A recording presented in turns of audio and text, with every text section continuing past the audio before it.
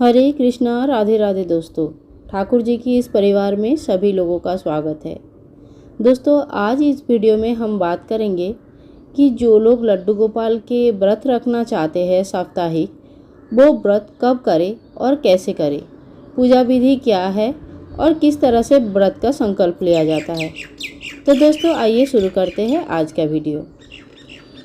छोटे से लड्डू गोपाल श्री कृष्ण का बाल स्वरूप है और इसीलिए ये भगवान विष्णु जी के भी स्वरूप है। इसीलिए जब लड्डू गोपाल जी का साप्ताहिक व्रत रखा जाता है तो गुरुवार यानी कि थर्सडे के दिन रखा जाता है। लड्डू गोपाल का व्रत आप चाहे तो किसी मनोकामना के पूर्ति के लिए रख सकते हैं।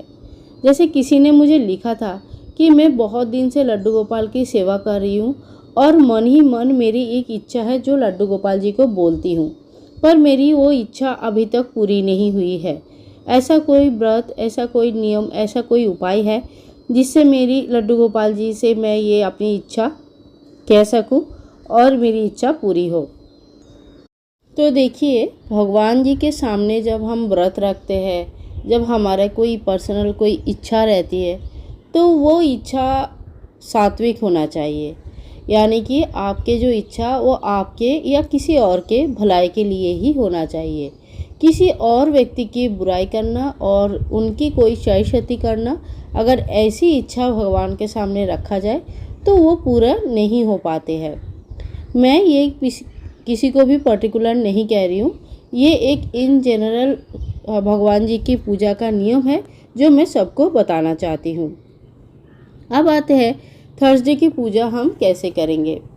थर्सडे की पूजा के दिन जो लोग भगवान विष्णु की पूजा करते हैं वो केले के पेड़ की पूजा करते हैं, और जो लड्डू गोपाल या श्री कृष्ण का पूजा करते हैं वो तुलसी की पौधे का पूजा इस दिन करते हैं।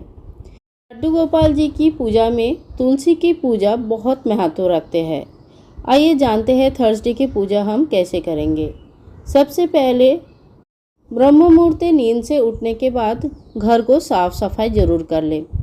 इसके बाद थोड़ा सा स्नान करने के बाद आप चाहे तो आपके स्नान के पानी में इस दिन गंगा जल मिक्स कर सकते हैं। स्नान आदि होने के बाद छोटा सा लड्डू गोपाल जी को आप पंचामृत स्नान करवा सकते हैं। अगर पंचामृत नहीं है तो दूध, दही, घी, शक्कर, मधु में से जो भी आपके पास रहेंगे उससे भगवान जी को इस दिन स्नान करवा सकते हैं।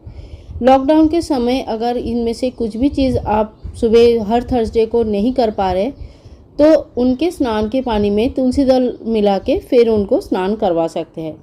लेकिन सबसे व्रत के लिए सबसे अच्छा रहता है कि मॉर्निंग में उनको पंचामृत स्नान करवाया जाए। स्नान आदि होने के बाद इस दिन भगवान को पीला वस्त्र पहनाया जाता है, पीला फल, पीला फूल भी चढ़ाया जाता है। थर्सडे की व्रत में पीले रंग का यानी कि येलो कलर का बहुत ज़्यादा महत्व है। अगर आपके पास पीला वस्त्र है, भगवान जी को इस दिन पीला वस्त्र धारण करवाइए।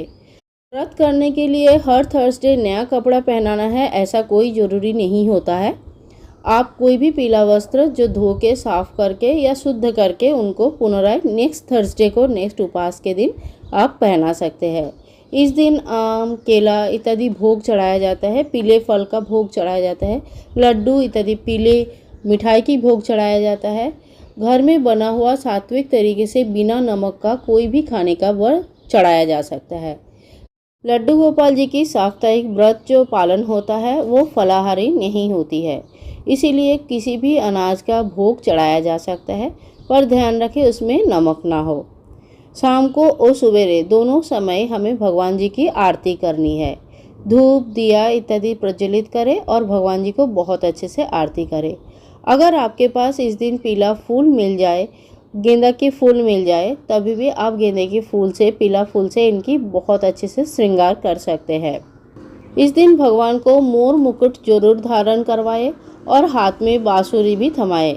वैसे तो हमारे गोपाल जी के पास डेली मोर मुकुट और बांसुरी रहता है, पर थर्सडे के दिन बिल्कुल न भूले मोर मुकुट और बांसुरी की बात। लड्डू गोपाल जी को प्रसन्न करने के लिए सुबह और शाम को दोनों समय माँ तुलसी की पूजा की जाती है। सुबह तुलसी जी को पानी चढ़ाए, भोग चढ़ाए, दिया जलाए और शाम को भी तुलसी जी के सामने दिया जलाए। तुलसी के सामने जो दिया जलाएंगे वो घी का होने से ज़्यादा अच्छा होता है। अगर नहीं है तो आपके पास जो भी है दिया जलाने के लिए बंदोबस्त जो भी आपने किया हुआ है उसी से दिया प्रज्वलित कर सकते हैं। लड्डू गोपाल जी को इस दिन तुलसी जरूर अर्पण करें। चाहे तो आप तुलसी की माला बनाकर भी भगवान को पहना सकते हैं। लड्डू गोपाल जी को जो भी भोग चढ़ेगा इस दिन उस सारे भोग में तुलसी के पत्ते अर्पण करना बिल्कुल ना भूलें। वैसे तो लड्डू गोपाल जी की भोग में हमेशा ही तुलसी के पत्ते चढ़ते हैं, पर इस दिन तुलसी की खास महत्व रहते हैं।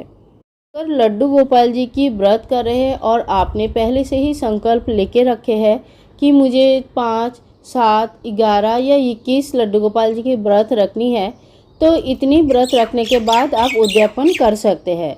लेकिन लड्डू गोपाल जी के जो व्रत है ये ज़िंदगी भर आप कर सकते हैं। अगर कभी भी उद्यापन नहीं करनी है तभी भी आप पूरे जितने दिन हो ठाकुर जी की सेवा कर पाएंगे उतने दिन ये व्रत रख सकते हैं, क्योंकि इस व्रत के दिन आपको पूरे दिन जो व्रत करेंगे उसमें सिर्फ नमक नहीं खाना है, बाकी चीज़ें का प्रसाद आप ग्रहण कर सकते हैं। शाम को भी ठाकुर जी का बढ़िया सा आरती करें और रात को इनको भोग चढ़ा के रात की शयन करवाएं। बाकी दिनों के जैसी ही पूजा होती है उससे थोड़ी सी अलग होती है थर्सडे की पूजा। तो आई होप दोस्तों थर्सडे की ये पूजा विधि आपको अच्छा लगा। और लड्डू गोपाल जी के सामने कोई भी मनोकामना अगर रखना है और उनकी व्रत रखना है तो उनकी व्रत आप कैसे रखेंगे, कब रखेंगे, ये सारे क्वेश्चन का आंसर भी मिला।